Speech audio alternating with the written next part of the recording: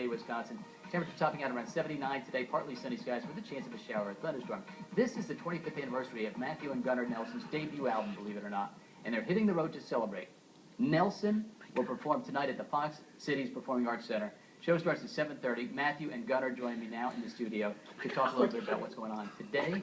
And we were reminiscing about what your dad was going through in the 60s and such. Matt, I should say. He said, call me whatever you want. I could call him Matt. Or call him Gunnar. All right. And we were talking about what happened in the past, but you were shaking your head. You said 25 years ago. It's amazing. I did an interview a little bit back about a week ago for this show that's come out at Fox Cities, and he said, so what's it like being a classic rocker?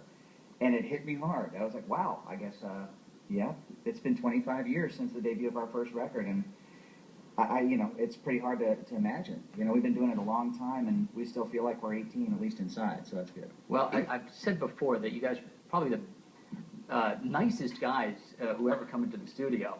They say that they talk about us when they go off outside. But Gunnar, tell us a little bit about, it's kind of interesting. We were talking about your father, Rick, who went through some problems with the record company. Kind of mirrors a little bit of what perhaps you did back. That's true. Are you kind of mirroring? It's kind of the same things with your dad. A little bit, yeah. Actually, it's kind of one of those things that we go through every single day. We talk about the kind of music that we're making and stuff. As long as we're constantly evolving and not just, it's important to actually feel proud of what you've done in the past, but you have to have your eye on the horizon too.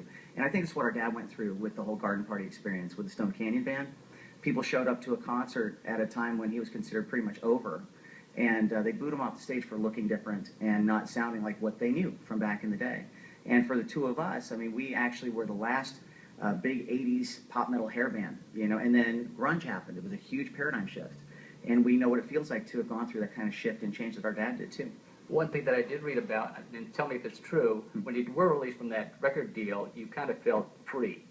Well, the only thing worse than not having a deal is having the wrong one. And you never want to be someplace where people don't